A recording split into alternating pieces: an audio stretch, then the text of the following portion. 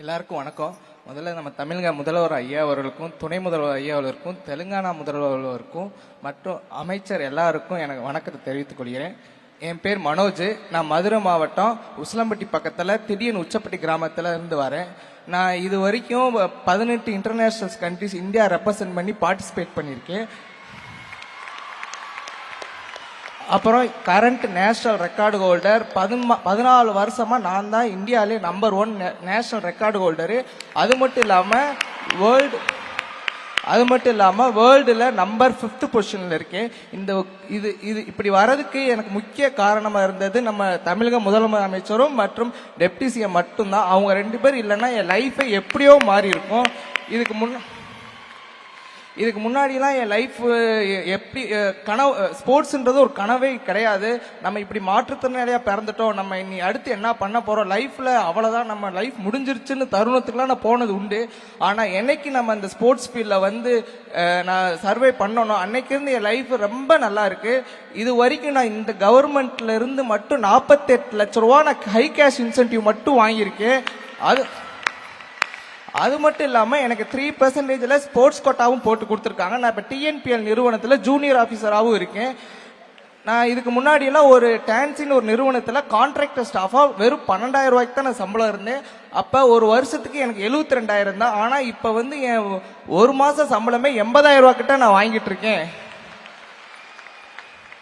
அது மட்டும் இல்லாம இப்ப ஒரு மனுஷனுக்கு அமௌண்ட் மற்றும் வேலை தான் ஒரு அத்தியாவசியம். அது ரெண்டுமே இந்த கவர்மெண்ட் பண்ணி கொடுத்துட்டு இருக்காங்க. நான் ஒரு 4 வருஷத்துக்கு முன்னாடி நிறைய இன்டர்நேஷனல் போறதுக்கு ரொம்ப கஷ்டப்பட்டிருக்கேன். யார்கிட்டோ போய் கையேந்தி நின்ற காலம்லாம் எனக்கு இருந்துச்சு. நான் அப்ப ஃபாரின் கண்ட்ரியில போய் விளையாடும் போது எனக்கு விளையாட்டு நோக்கமே இருக்காது. நான் இங்க இருந்து போகும்போதே நிறைய பேர்த்திட்ட கடன் வாங்கி அப்படிதான் போவேன். நான் அங்க போய் விளையாடும் போது திருப்பி நான் இப்ப இந்த கடன் நம்ம எப்படி கட்ட போறோம்ன்ற மைண்ட்ல தான் நாங்க போய் விளையாடுவேன். அதனாலே எனக்கு சரியா பெர்ஃபார்மன்ஸே கிடையாது.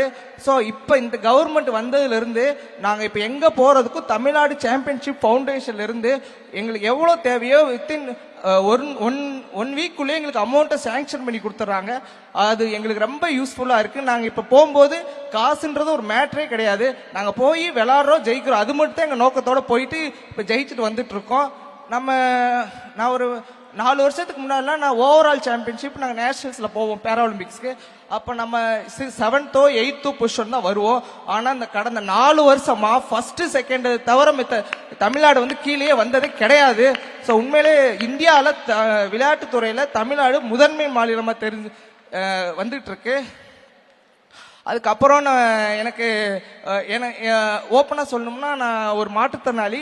எனக்கு பொண்ணு கொடுப்பாங்களா என்னன்றதே ஒரு பெரிய சந்தேகம் தான், அது எல்லாருக்கும் தெரியும். அது ஃபர்ஸ்ட் எனக்கு ஹை கேஷ் இன்சென்டிவ் பிளஸ் வேலை கொடுத்தோன்னே எனக்கு பொண்ணு கொடுத்தாங்க. அப்ப நான் நம்ம டெப்டி சிஎம் சார்கிட்ட போய் என் கல்யாணத்துக்கு அப்ப போய் எனக்கு ரொம்ப பயமா இருந்துச்சு. நம்ம போய் கூப்பிட்டா அவங்க என்ன சொல்லுவாங்களோன்னு நினைச்சு பயந்து தான் போய் அவர்கிட்ட போய் நான் என் பத்திரிக்கை வச்சு அவர் உடனே கண்டிப்பா நான் வரேன்ட்டு என் கல்யாணத்தையும் நம்ம டெப்டி சிஎம் சார் என் மதுரையில வந்து நடத்தி கொடுத்தாங்க.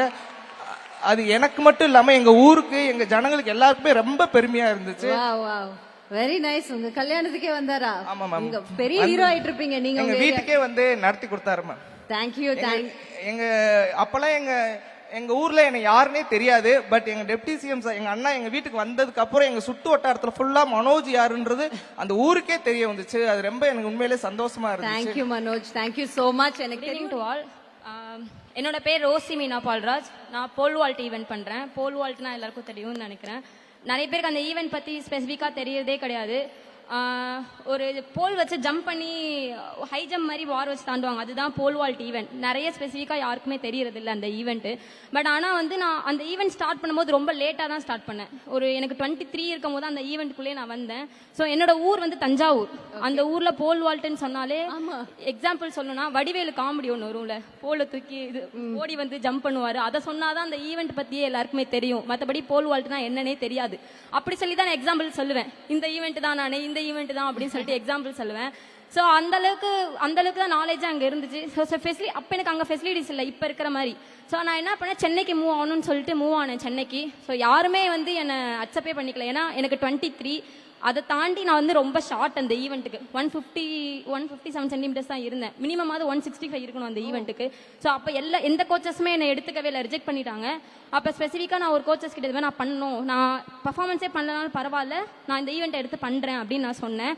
சொல்லி ஸ்டார்ட் பண்ணி ஃபர்ஸ்ட் இயர்லேயே வந்து காலேஜ் படிச்சுட்டு இருந்தேன். அப்போ யூனிவர்சிட்டியில் வந்து மெடல் பண்ண ஆரம்பிச்சிட்டேன், சில்வர் மெடல். ஸோ எல்லாருக்குமே அதெல்லாம் தெரிய ஆரம்பிச்சது எனக்கு. ஆனால் இந்த வெறி வந்து போகவே இல்லை. கண்டிப்பாக இல்லை, நம்ம ஏதாவது ஒன்று பண்ணணும். இன்னொரு விஷயம் என்னன்னா ஃபினான்ஷியல் ஸ்ட்ரகிள்.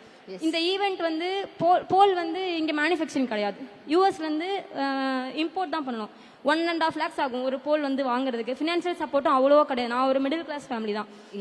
ஒரு போல் 1.5 lakhsனா அது வந்துட்டு அது நீங்க எடுத்துட்டு வந்திருக்கீங்க. அதை எடுத்துட்டு வந்திருக்கேன். அதை நாங்க பார்க்கலாமா? ஏன்னா நீங்க உங்க மூலமா தான் நாங்களே அதை பார்க்க முடியும். ஏன்னா 1.5 lakhsங்கிறது ஒரு ஸ்போர்ட்ஸ் வந்து ரொம்ப ஈஸியா எல்லாராலையும் அச்சீவ் பண்ணிட முடியும். ஏன்னா காலையில எழுந்து ஓடு, நீ பிராக்டிஸ் பண்ணு, உன்னால முடியும், அப்படி கிடையாது. அதுக்கு கரெக்டான ஒரு ப்ராப்பர் ட்ரைனிங் தேவை, கோச்சஸ் தேவை, அண்ட் அது ஒரு எக்ஸ்பென்சிவான ஒரு விஷயம். இத விளையாட்டுத்துறை எடுத்துக்கிட்டு நம்மளுடைய கவர்மெண்ட், நம்மளுடைய டிசிஎம் ஸ்பெஷலி எடுத்து இதை செய்யறனால மட்டும்தான் எளிய மக்களால இத வந்துட்டு பயன்படுத்தி இதுல ஜெயிக்க முடியும். என்ன பண்ணி காட்ட போறீங்களா? அதானே அதை வச்சுட்டு இந்த அக்வா மேன் நிப்பார்ல, அந்த மாதிரி அக்வா உமன் மாதிரி வச்சுட்டு அப்படியே தைரியமா பேசுங்க. இப்போ ரசிப்பாரு நம்ம சிஎம்ஓ டிசிஎம்ஓ. ஸோ அந்த அளவுக்கு எனக்கு ஃபினான்ஷியல் ஸ்ட்ரகிள் இருந்துச்சு. நான் எப்படின்னா 2வது வருஷத்துல என்ன பண்ணிட்டேன், நேஷனல் ரெக்கார்ட் பிரேக் பண்ணிட்டேன். 8 இயர்ஸா இருந்த நேஷனல் ரெக்கார்டு வந்து கேரளால இருந்து ஒரு அக்கா வச்சிருந்தாங்க. அப்புறம் நான் அதை வந்து 8 இயர் நான் வந்து செகண்ட் இயர்ல கத்துக்கிட்ட 2வது வருஷத்துலயே நேஷனல் ரெக்கார்டு பிரேக் பண்ணிட்டேன். ஸோ அது வந்து ரொம்ப ஃபெமிலியர், ஷார்ட்டா இருந்துட்டு டக்குன்னு ஈவெண்ட்டை வந்து பிக்கப் பண்ணிட்டேன்னு சொல்லி ரொம்ப இதாச்சு. அப்போ வந்து எனக்கு ஃபினான்ஷியல் ஸ்ட்ரகிள் ரொம்ப இருந்துச்சு. எப்படா நம்ம ஒரு போல் கூட என்கிட்ட கிடையாது, எந்த போலுமே கிடையாது. அப்பதான் வந்து நான் நேஷனல் மெடல் பண்ணோடனே மீம்ஸ் ஸ்கீம்ல வந்து என்ன ஆட் பண்ணாங்க. ஆட் பண்ணி நான் வந்து இப்போ 6 போல்ஸ் கிட்ட வச்சிருக்கேன். மீம்ஸ் ஸ்கீம்ல இருந்து எனக்கு போல்ஸ் வாங்கி தந்திருக்காங்க. அதை தாண்டி நான் நேஷனல் ரெக்கார்டு வச்சு அப்புறம் இன்டர்நேஷனல்ஸ் மெடல் பண்ணேன். அது ஒரு பெரிய இன்சிடென்ட். அந்த நான் வேலை வாங்கினதெல்லாம் மோர் தென் ஒரு 15 அப்ளிகேஷன் போட்டுப்பேன் சென்ட்ரல் கவர்மெண்ட்டுக்கு, இன்கம் டேக்ஸ், கஸ்டம்ஸ், ரயில்வேஸ்க்கெல்லாம் போட்டேன். எதுக்கு ரிஜெக்ஷன் ஆகுதுன்னு இப்போ வரையுமே எனக்கு தெரியாது. இப்போ வரையுமே தெரியாது எனக்கு. ஏன்னா நான் எஜுகேஷன்ல 2 டிகிரி முடிச்சிருக்கேன். அப்புறம் நான் ஸ்போர்ட்ஸ்ல 2019 25 வரையும் கரண்ட்ல எல்லா நேஷனல்ஸுமே மெடல், இன்டர்நேஷனல்ஸ் வந்து ஏஷியன்ல மெடல் பண்ணியிருக்கேன். எதுக்காக என்ன ரிஜெக்ட் பண்ணாங்கன்னு இப்போ வரையுமே தெரியாது. நான் வந்து அப்புறமும் 2வது டைமும் என்னோட நேஷனல் ரெக்கார்டை ப்ரோக் பண்ணேன், என்னோட ரெக்கார்டே. அப்போ வந்து நான் பெங்களூர் ரயில்வேஸில் கொடுத்தாங்க. தமிழ்நாட்டில் எனக்கு எந்த சென்ட்ரல் இதுலையுமே கொடுக்கல. நான் அப்போ ஹானர் பண்ணுறதுக்காக உதய் சார் வந்து அப்போ ஸ்போர்ட்ஸ் மினிஸ்டர், அப்போ தான் மாறின டைம், 2 months ஆகுது சார். அப்போ நான் போய் கேட்டேன், சார் இது மாதிரி எனக்கு தமிழ்நாட்டில் தான் ஃபெசிலிட்டிஸ், சென்னையில் தான் அதிகம் போல் வால்ட் பண்ணுறது. ஸோ எனக்கு வெளியில் போனால் என்னால் பண்ண முடியாது, எனக்கு தமிழ்நாட்டில் கொடுங்க அப்படின்னு சொல்லி அப்போ தான் 3% ஸ்போர்ட்ஸ் கோட்டான்னு சொல்லி ஓப்பன் ஆகுது. ஓப்பன் ஆகி அவர் வந்து வாக்குறுதி கொடுத்தாரு, எனக்கு ஒரு 3 months டைம் கொடு, நான் உனக்கு வந்து வேலை கொடுக்குறேன் அப்புறம் அப்படி சொன்னாரு. 3% ஸ்போர்ட்ஸ் கோட்டால முதல் பெண்ணா நான் வந்து அதில் அப்பாயின்மெண்ட் ஆகி டிஎன்பிஎல் டிபார்ட்மெண்ட்ல வந்து ஆஃபீஸராக அப்பாயின்மெண்ட் ஆனேன். ஈவன் நான் ரயில்வேஸ்ல போஸ்ட் கொடுத்தாங்க. அதை விட ட்ரிபிள் மடங்கு சேலரி வந்து இப்போ நான் வாங்கிக்கிட்டு இருக்கேன் சென்னையில் டிஎன்பிஎல் டிபார்ட்மெண்ட்ல. என் டிபார்ட்மெண்ட் என்னோட எந்த அளவுக்கு எனக்கு ஸ்போர்ட்ஸ் வந்து சப்போர்ட் ஆனா, நான் எங்க மெம்பர் செக்ரட்டரி சாரியுமே சொல்லணும். ஒரு இன்சிடென்ட் போல் வச்சிருக்கனால ஞாபகம் இருக்கனால சொல்றேன். ஒரு 28 போல்ஸ் வந்து நாங்க ஃபாரின்ல இருந்து இம்போர்ட் பண்ண வேண்டியதாச்சு. கஸ்டம்ஸ் டியூட்டி வந்து இங்க லெட்டர் வச்சு தான் நாங்க வாங்குவோம், மோஸ்ட்லி கஸ்டம்ஸ் கிளியரன்ஸ் பண்ணி வாங்குவோம். அப்போ வந்து லெட்டர் வந்து தப்பாயிடுச்சு, ஏதோ மிஸ்டேக் ஆயிடுச்சு. அந்த நாங்கள் அடிச்ச லெட்டர் தான் தப்பாயிடுச்சு. சண்டே ஆஃபீஸ் இங்க எஸ்டிடி க்ளோஸ் ஆயிடும். ஸோ நான் சார்ட்ட சொன்னேன், சார் மண்டே எடுத்தா பெனால்ட்டி பே பண்ணணும், ஒரு 4 lakhs கிட்ட 28 போல்ஸ் பே பண்ணணும் சார், எனக்கு என்ன பண்றதுன்னு தெரியல அப்படின்னு எங்க மெம்பர் செக்ரட்டரி சொன்னேன். கொஞ்சம் கூட அவர் யோசிக்கவே இல்லை. சண்டே எங்க வா ஆஃபீஸ் வரையா, நான் அதை சைன் பண்ணி தரேன் ரீ லெட்டர். உடனே அதை யோசிக்காம அந்த லெட்டர் சைன் பண்ணி நான் மண்டே 10 மணிக்கு அந்த அப்ளிகேஷனை ஃபைனே இல்லாம அதை நான் எடுத்துட்டேன். அதுக்குமே வந்து ரொம்ப தேங்க்ஸ் பண்ணிக்கிறேன் எங்க மெம்பர் செக்ரட்டரி சாருக்கும். இன்னொரு இன்சிடென்ட் நான் சொல்லிக்கிட்டே போலாம் மேம். நீங்க சொல்லிக்கிட்டே போலாம், ஆனா எனக்கு நேரம் இல்லாம போகுது. ஒரே ஒரு விஷயத்த நான் சொல்லணும்னு நினைக்கிறேன். லாஸ்ட் சொல்லுங்க. எங்க போல் வால்ட்ல ஈவெண்ட்ல ஒரு பொண்ணு, அவளும் இந்தியா டாப்பர் ஒரு பொண்ணு, லாஸ்ட் மந்த்ல வந்து ஸ்கல்ல அடிபட்டு கீழே விழுந்துட்டா. அந்த பொண்ணு கீழே விழுந்து, சேலம் பொண்ணு அந்த பொண்ணு, எந்த ஒரு இது அங்க பார்க்க முடியாதுன்னு சொல்லிட்டாங்க. ஸ்கல்ல வந்து பிளட் லீக்கேஜ் ஆயிடுச்சு. இங்க சென்னைக்கு வந்து அழைச்சிட்டு வந்தாங்க அங்க அந்த ஆம்புலன்ஸ்ல இருந்து. ஸோ அங்கே எந்த ஒரு இதுவுமே இன்ஃபர்மேஷன் இல்லை. ஒரே வார்த்தை எஸ்டிடியில் சொன்னாங்க, ஸ்போர்ட்ஸ் மினிஸ்டர் சார் அவங்க இன்ஃபார்ம் பண்ணாங்க. டக்குன்னு அரேஞ்ச் பண்ணி அண்ணா சாலையில் உள்ள அப்போலோ ஹாஸ்பிட்டலில் சேர்த்து 1 டேக்கு வந்து 2 lakhs கேட்டாங்க ஐசியூ வைக்கிறதுக்கு. உடனே மீம்ஸ் அந்த பொண்ணு மீம்ஸ் ஸ்கீமில் இருக்கா. மீம்ஸ் ஸ்கீமில் அப்ளிகேஷனில் உடனே 4 lakhs அந்த பொண்ணு அக்கௌண்ட்டில் ஏற்றி அந்த ஒரு ஸ்போர்ட்ஸை தாண்டி மெடிக்கல் அலவன்ஸுமே அவங்க எல்லாமே தந்து எங்களை பண்ண வச்சுறாங்க. இவ்வளோ ஸ்போர்ட்ஸ் பண்ணுறவங்களுக்கு உண்மையாகவே ரொம்ப தேங்க் பண்ணிக்கிறேன். டெப்டி சிஎம் சாருக்கும் சரி, சீஃப் சிஎம் சாருக்கும் சரி ரொம்ப நன்றி தெரிஞ்சுக்கிறேன். ஈவன் மெம்பர் செக்ரட்டரி சார், எங்கள் டிபார்ட்மெண்ட் மினிஸ்டர் டிஆர் ராஜா சார், எங்க ஏன்னா ஸ்போர்ட்ஸ் ஃபுல் ரிலீவ் வித் சேலரியோட எங்களுக்கு ஸ்போர்ட்ஸ் பண்ணுங்க சம்பளம் தரோம், நீங்க ஸ்போர்ட்ஸ் பண்ணுங்கப்பா ஃபுல்லான்னு சொல்லி விடுறாரு. ஸோ அதுக்கும் ரொம்ப தேங்க் பண்ணிக்கிறேன் sir. Thank you so much sir. Thank you so much. இதுதான் வந்திருக்கும் அனைவருக்கும் நமது தமிழக முதல்வர் மாண்புமிகு முதலமைச்சர் அவர்களுக்கும் மாண்புமிகு டெப்டி சிஎம் அவர்களுக்கும் மற்றும் அமைச்சர் பெருமக்கள் அனைவருக்கும் எனது மனமார்ந்த நன்றியை தெரிவித்துக் கொள்கிறேன். இது என்னோட பொண்ணு ஜெர்லின் அனிகா. அதாவது எனக்கு வந்து நேரடியாக சொல்றதுக்கு கொஞ்சம் தயக்கமாக இருக்கு. இது வந்து நிஜம், நான் வந்து நிழல். இந்த நிஜம் வந்து என்னென்ன செய்யணும்னு நினைச்சிச்சோ அதை பூராமே இந்த நிழல் செஞ்சு கொடுத்துச்சு. இந்த நிஜத்தையும் நிழலையும் இவ்வளோ தூரம் இந்த மேடை அளவுக்கு கொண்டு வந்தது வந்து கடவுள் வந்து எல்லாருக்கும் நேரடியாக எந்த உதவியும் பண்றதில்ல, யாரோ ஒரு ரூபத்தில். அப்படி எனக்கு கடவுளாக வந்த ரூபம் தான் திரு டெப்டி சிஎம் சார். தேங்க்யூ. அவரை வழிநடத்துகிற மாண்புமிகு முதல்வர் அவர்களுக்கும் கல்வி அமைச்சர் அவர்களுக்கும், அதாவது நம்ம கூட இருக்கிறவங்க நல்லா இருந்தா அதனோட வளர்ச்சியை நம்ம வளர்ச்சியை வேற மாதிரி இருக்கும் அப்படின்னு சொல்லுவாங்க. அந்த விதத்தில் நமது எம்எஸ் சார் அவர்களுக்கும் எனது நன்றியை தெரிவிச்சுக்கிறேன் சார்.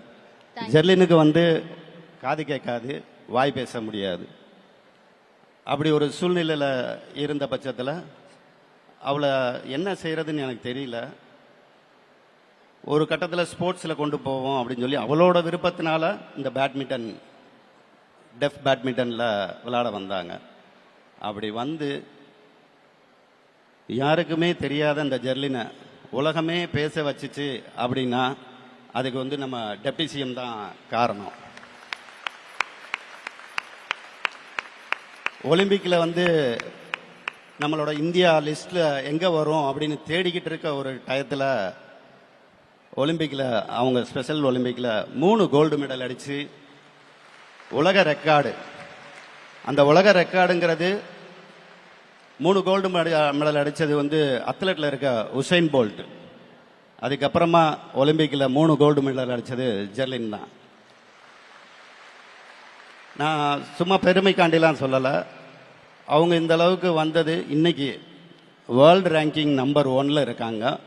இந்த இதில் இதை அனைத்தையும் என் மகளுக்கு செஞ்சு கொடுத்தது, கூட இருந்து உறுதியாக நீங்கள் பண்ணுங்க நாங்கள் இருக்கோம் அப்படின்னு சொன்ன தமிழக அரசுக்கும் நமது டெப்டி சிஎம் சார் அவருக்கும், அதே மாதிரி இன்னொரு இன்னைக்கு டைட்டில் வந்து கல்வியில் சிறந்த தமிழ்நாடு.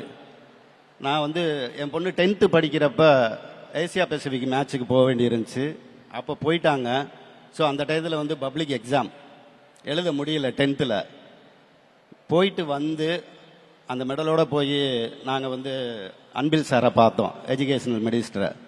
இந்த மாதிரி எங்களால் எக்ஸாம் எழுத முடியல சார், அவள் படிப்பு கெட்டு போயிரும் போல தெரியுது அப்படின்னு சொன்னப்ப அவர் தைரியமாக எனக்கு ஒரு வார்த்தை சொன்னார். நீங்கள் போங்க, அக்டோபரில் எழுதுறதுக்கு எல்லா உதவியும் நான் பண்ணுறேன், நீங்கள் எக்ஸாமை மட்டும் எழுதுங்க, கண்டிப்பாக அவள் வந்து படிப்பா அப்படின்னு சொல்லி அனுப்புனது தான் இன்னைக்கு வந்து டிகிரி முடிச்சு ஒரு மாஸ்டர் டிகிரிக்கு போயிருக்காங்க. அப்படிங்கிறதுக்கு எனக்கு வந்து மிகவும் ஒரு புத்துணர்ச்சியை கொடுத்தது அன்பில் சார் தான். Thank you sir. தேங்க்யூமா. Thank you so much.